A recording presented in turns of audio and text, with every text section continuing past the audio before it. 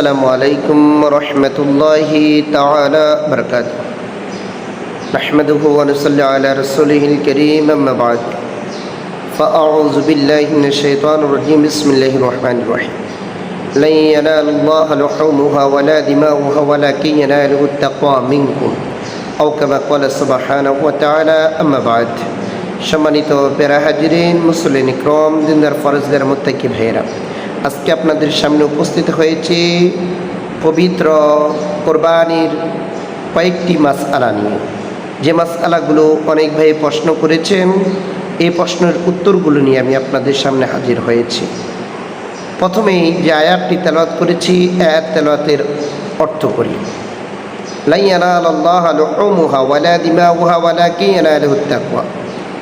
ও দুনিয়ার মানুষ, তোমাদের জবাইকৃত পশুর গোশত, রক্ত, অন্য কিছুই আমি আল্লাহর দরবারে পৌঁছায় না। শুধু একটি জিনিস পৌঁছায়, সেটি হলো তোমাদের তাকওয়া। যার তাকওয়া যত বেশি, তার কোরবানিটা মহান রব্বুল আলামিনের দরবারে তত বেশি কবুল হবে। সম্মানিত প্যারায় হাজিরিন, দিনে ভাইয়ের আমার, এক ভাই প্রশ্ন করেছে কোরবানি কার উপর ওয়াজিব। এটা আমরা বিভিন্ন ধরনের মসজিদের আলেম ওলামারা যখন ওয়াজ করে, আমরা তখন এটা শুনি। বাবার আমার, ভাইয়ের আমার, নিসাব পরিমাণ সম্পদ যার উপর আছে, যার উপর যাকাত ওয়াজিব ছিল, ওই ব্যক্তিটার উপরে কোরবানি ওয়াজিব।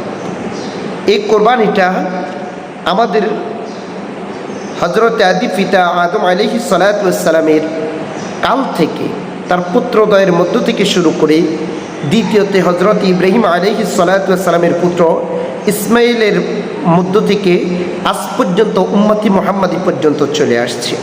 এটা রাসূলকে যখন জিজ্ঞাসা করা হলো, ইয়া রাসূলুল্লাহ, হাবিবাল্লাহ, কোরবানিটা কি? আল্লাহ নবীজি সাল্লাল্লাহু আলাইহি ওয়াসাল্লাম বলেছেন, সুন্নাত আবিকুম ইব্রাহিম আলাইহিস সালাতু ওয়াস সালাম। এটা তোমাদের পিতা হজরত ইব্রাহিম আলাইহিস সালাতু ওয়াস সালামের সুন্নাহ। তাহলে কোরবানিটা নিসাব পরিমাণ প্রত্যেক সম্পদওয়ালা ব্যক্তির উপর ওয়াজিব। প্রত্যেকে এই কোরবানিটা করতে হবে, আমাদেরকে যাদেরকে আল্লাহ তাআলা সম্পদ দিয়েছেন। এবার আসেন, কোরবানির প্রশ্ন হলো, কোরবানির পশু দেখতে কেমন হবে? কোরবানির পশুটা দেখতে হবে তরুতাজা, সুশ্রী, সুন্দর, যেটাকে দেখলে চোখ জোড়ায়, ওরকম পশু কিনে আমরা কোরবানি করব। আমাদের পশুটা হবে দেখতে সুন্দর। যেই পশুটা, এই যে আমাদের হজরতে হাবিল থেকে যে তার পশুটা যে সুন্দরভাবে দিয়েছে, ওই পশুটার মতো আমাদের পশুগুলো হবে সুন্দর, দেখতে সুশ্রী।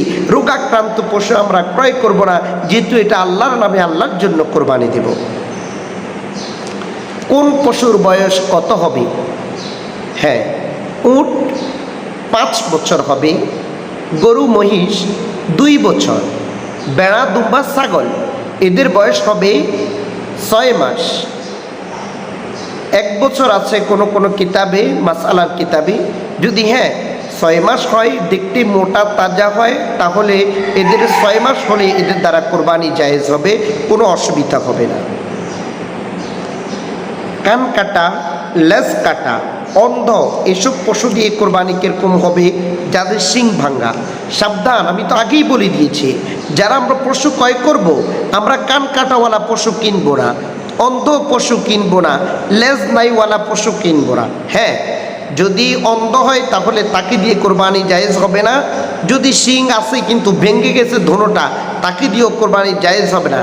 যদি কানের 2 ভাগ আছে, 1 ভাগ নাই, লেজের 2 অংশ আছে, 1 অংশ নাই, তাহলে এটা দিয়ে কোরবানি জায়েজ হয়ে যাবে। সাবধান, তবু আমরা যারা কিনবো পশু কেনার মধ্যে আমরা সুন্দরভাবে পশু কিনবো, যেহেতু আমাদের দ্বারা এই পশু কিনা না হয়। এক গরুতে বা মহিষে বা উটে কত শরীকে কোরবানি করা যায়? গরু, মহিষ, উটে 7 ভাগে কোরবানি করা যায়। 7 শরীক পর্যন্ত একটি পশুতে কোরবানি করা যায়। ছাগল, বেড়া, দুম্বা ওখানে একটি অংশ।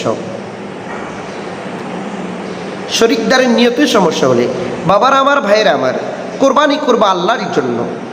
এই যে শরীকদারের নিয়তে যদি সমস্যা হয়, তাহলে প্রত্যেকের কোরবানিটা নষ্ট হয়ে যাবে। যারা শরিকদার আমরা আছি তাদের প্রত্যেকের নিয়ত থাকতে হবে একটা, একজনকে নেতা মানি বা দুইজনকে মানি বা তিনজনকে মানি, প্রত্যেকে তার কাছে টাকা দিব বা প্রত্যেকে মিলে দেখে চয়েস করে যার যত টাকা সামর্থ্য আছে এই টাকার ভিতরে সুন্দরভাবে আমরা কোরবানিটা করব।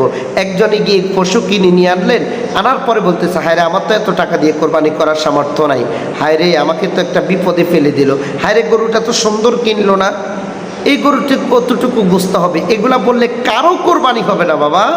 নিয়ত থাকবে সহি, আল্লাহর রহমতে আল্লাহর জন্য যেহেতু কোরবানি করব, প্রত্যেকে মিলিমিশে সুন্দর করে গরু কিনবো, প্রত্যেকের নিয়ত থাকবে সহি, তারপরে আপনার কোরবানিটা সহি হবে, নচেত কোরবানি নষ্ট হয়ে যাবে। সুদ ঘুষ চিন্তায় টাকা দিয়ে কি কোরবানি হবে? বাবারা এটা তো কোনো কথাই না। আপনি নিজে জানেন সুদের টাকা দিয়ে কিসের কোরবানি করবেন? আপনি তো গোস্ত খাবেন, আপনার সুদের টাকা দিয়ে তো কোরবানি হয় না। সুদ ঘুষ চিন্তায় টাকা হারাম টাকা, এই হারাম টাকা দিয়ে কোরবানি হবে না।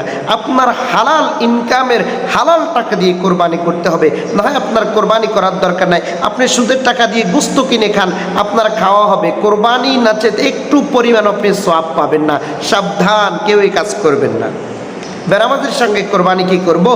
বেনামাজির তো কথাই আসেন, বেনামাজির সঙ্গে আপনি কোরবানি দিবেন কেন? আপনি যারা নামাজ পড়ে, যারা আল্লাহকে ভয় করে, আল্লাহর ইবাদত করে, তাদের সঙ্গে আপনি কোরবানি দেন। বেনামাজিকে আপনি নেবেন কেন? বেনামাজির ধারে কাছেও যাবেন না।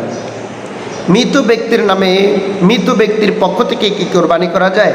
হ্যাঁ আলহামদুলিল্লাহ, মৃত ব্যক্তির পক্ষ থেকে কোরবানি করা যায়। এ গোস্ত নিজেও খাবে, গরিব অসহায় দুস্থ মানুষদেরকে দান করবে। এরপরে হলো মৃত ব্যক্তির অসিয়তকৃত গোস্ত কী করব। সম্মানিত পেয়ারা হাজিরিন, দেখা যায় আমার কোনো বাবা বা ভাই, কোনো অন্য মানুষ আছে যার টাকা আছে, জায়গা আছে, সম্পদ আছে, সে মৃত্যুবরণ করার সময় বলে গেছে আল্লাহর জন্য, আল্লাহর নামে আমার পক্ষ থেকে সবসময় কোরবানি করিও। যখন এই কোরবানিটা হয়, যে গোস্তটা পাওয়া যাবে ভাগে বন্টনে, যে গোস্ত পাওয়া যাবে, এই গোস্তটা গরিব দুস্থ অসহায় মানুষদেরকে সাদাকা